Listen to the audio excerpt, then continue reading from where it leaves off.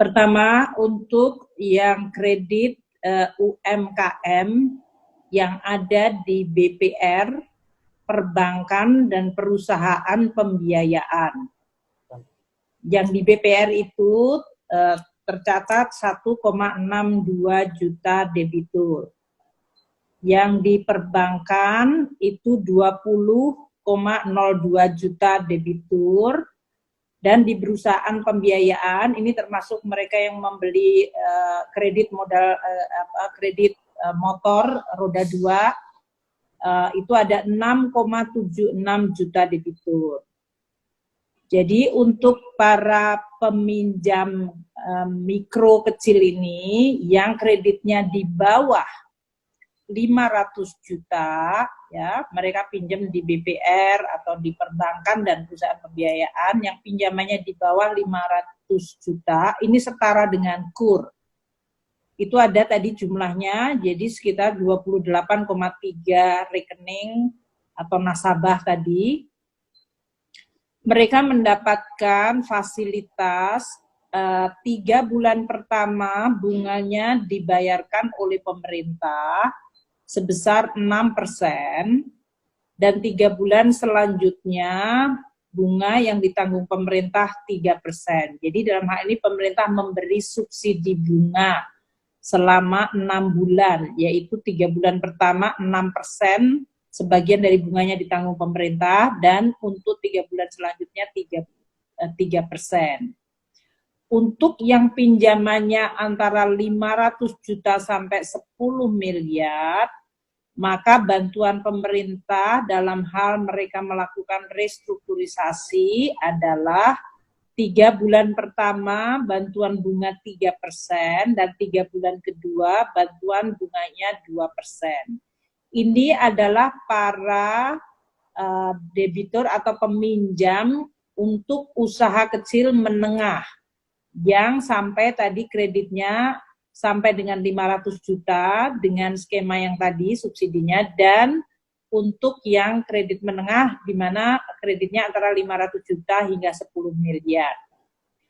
Bank-bank bisa memberikan restructuring dengan penundaan pokok selama 6 bulan, dan kemudian para krediturnya tadi bisa, debiturnya tadi bisa mendapatkan subsidi bunga dari pemerintah. Kemudian yang untuk usaha kecil yang di bawah, yang kredit usaha rakyat, itu treatmentnya yaitu 8,33 juta debitur. Treatmentnya persis dengan tadi kredit usaha kecil yang pinjamannya di bawah 500 juta. Sedangkan untuk yang ultra mikro, yang pinjamannya itu antara 5 juta hingga 10 juta atau di bawah itu adalah masuk dalam kategori mekar, kredit mekar 6,08 juta debitur, UMI, ultra mikro 1 juta debitur, dan di pergadaian yaitu sebesar 10,6 juta debitur. Mereka ini akan mendapatkan juga bantuan bunga atau subsidi bunga dari pemerintah. Untuk yang UMI, mekar, dan pegadaian ini, mereka mendapatkan yang ultramikro ini adalah pembayaran bunga oleh pemerintah selama 6 bulan sebesar 6%.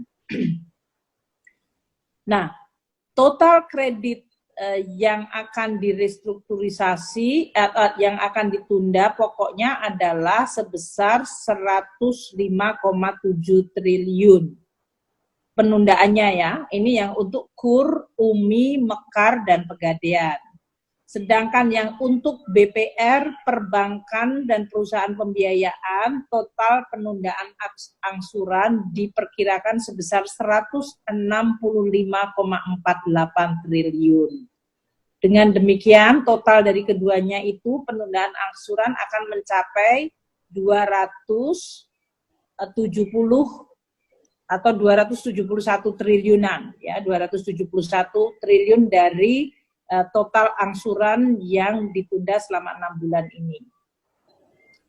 Untuk kredit yang lain yang tadi disampaikan oleh Pak Menko, seperti koperasi yang belum mendapatkan akses UMI, itu kita perkirakan jumlahnya mencapai 1,7 juta debitur. Kemudian nasabahnya LPDB yang mencapai 30.000, dari merchant atau UMKM yang selama ini menjadi merchantnya di berbagai online platform, ada 3,7 juta. Serta UMKM yang ada di Pemda, petani, nelayan, itu semuanya jumlahnya sekitar 6,29 juta. Itu juga akan mendapatkan subsidi bunga 6% selama 6 bulan dari pemerintah. Ini totalnya kita perkirakan outstandingnya 16,3 triliun dan penundaannya adalah 13,87. Nah, syarat-syarat yang tadi telah disampaikan oleh Pak Menko adalah, pertama, pemerintah akan minta kepada bank untuk membuat proposal untuk para debitur yang memenuhi syarat. Debitur yang memenuhi syarat itu adalah yang mereka memang terkena COVID, yang nilai tadi kreditnya adalah kalau untuk KUR berarti sampai 500 juta, untuk menengah sampai 10 miliar, dan untuk UMI yang kecil tadi. Debitur itu memiliki track record yang baik, jadi mereka selama ini selalu bisa membayar kreditnya dengan kategori lancar, yaitu kolektibilitas 1 dan 2. Dan mereka tentu kita harap memiliki NPWP dan pembayaran pajaknya baik. Mereka tidak masuk dalam daftar hitam dari OJK. Dan kemudian bank-bank ini dengan proposal tersebut yang diverifikasi oleh BPKP, kami kemudian akan bisa memberikan subsidi bunganya. Kalau bank kemudian karena adanya penundaan angsuran menghadapi masalah likuiditas, pemerintah tentu akan menyiapkan, pertama tentu di dalam mekanisme yang selama ini sudah ada di dalam interbank maupun dengan Bank Indonesia, namun pemerintah juga menyiapkan suatu cadangan bantuan dukungan likuiditas bagi bank-bank yang melakukan restructuring itu dengan penempatan dana pemerintah di bank tersebut.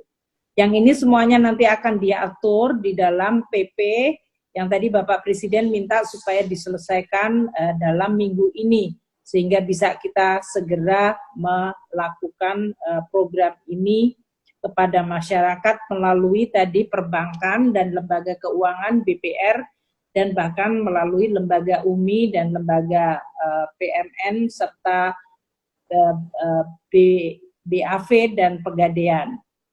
Untuk kredit modal kerja yang Bapak Presiden tadi juga sampaikan dan Pak Menko menyampaikan, ini kita akan melakukan untuk kebutuhan modal kerja dari mereka yang sudah mendapatkan restructuring. Kalau bank tersebut menghadapi risiko lebih tinggi, maka pemerintah memberikan 2 opsi, yaitu mereka bisa mengasuransikan kredit modal kerja tersebut. Sehingga kemungkinan ada jaminan apabila sampai kalau terjadi risiko terhadap modal itu, maka dia diasuransikan. Inilah kenapa tadi Pak Menko menyampaikan untuk 2 BUMN Jamkrindo dan Askrindo akan kita tingkatkan kemampuan mereka di dalam melakukan pemberian jaminan kepada bank-bank yang memberikan kredit modal kerja bagi para nasabahnya yang sudah mendapatkan restructuring. Ini sedang akan dihitung, namun kita sudah membuat mekanismenya yang nanti akan diatur di dalam PP dan kemudian aturan lebih detailnya di dalam peraturan Menteri Keuangan. Juga ada surat bersama, kesepakatan bersama dengan OJK, dengan Kementerian Keuangan untuk pelaksanaan program tersebut. Mungkin demikian Bapak, jadi yang saya ingin sampaikan bahwa program ini bisa dilakukan karena adanya Perpu, terutama yang tercantum di dalam pasal 11.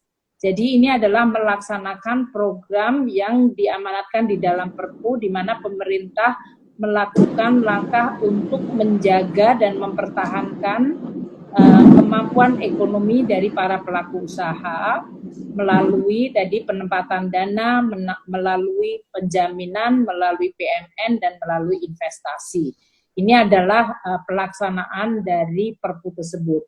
Kalau ini kemudian bisa berjalan, kita harap dampak ekonominya kepada masyarakat dari COVID ini bisa dikurangi atau diminimalkan. Mengenai bantuan modal kerja, tadi yang telah disampaikan sebetulnya oleh Pak Menko, adalah kita akan mengidentifikasi berdasarkan tadi dari perbankan tentunya bahwa kredit usaha kecil menengah tadi yang mendapatkan restructuring, mereka dalam waktu dekat mungkin akan membutuhkan modal kerja untuk memulai lagi aktivitasnya.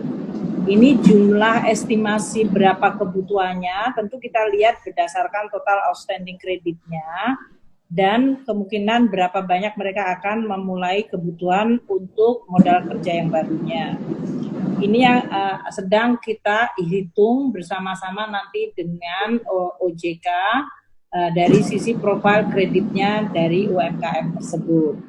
Yang kedua, mekanismenya tadi sudah saya jelaskan, ada dua mekanisme yang sedang kita timbang, apakah melalui pemberian bantuan untuk premi dari asuransi kreditnya, atau melalui PMN di dalam Jamkrindo Askrindo. Karena kita ini sekarang akan terus membuat penyelesaian, nanti di dalam PP-nya dibuat terbuka opsi 2 tersebut. Sedangkan kebutuhannya nanti kita akan hitung. Seperti yang terlihat di dalam seluruh program penanganan COVID ini, semuanya bergerak secara sangat dinamis. Dari mulai bulan Maret, waktu Perpu diterbitkan, sampai dengan sepanjang bulan April ini, kita lihat banyak sekali program-program yang dimodifikasi terus. Makanya kami di dalam penetapan nanti berapa anggaran dipakai untuk apa, kita akan terus melakukan sesuai dengan azas akuntabilitas, update kepada masyarakat, termasuk kepada DPR, dan nanti kita tentu akan laporkan ke BPK. Jadi dalam hal ini kita akan segera menyelesaikan PP. Bapak Presiden mengharapkan secepat mungkin, saat ini sedang di dalam proses panitia antar kementerian dan harmonisasi. Kita upayakan untuk segera bisa selesai dalam minggu ini. Pada saat yang sama, kami juga sudah mulai menyiapkan PMK untuk pelaksanaannya. Dan tentu karena ini nanti bekerja sama dengan OJK dan BI, kita juga akan menyelesaikan seluruh peraturan tersebut. Kapan? Kita harapkan awal Mei sudah bisa jalan. Dan oleh karena itu, kalau PP-nya sudah selesai, kita harapkan berarti minggu depan sudah bisa berjalan di lembaga-lembaga keuangannya. Itu yang kita sekarang sedang kebut, tadi Bapak Presiden sudah minta kecepatan menjadi sangat penting.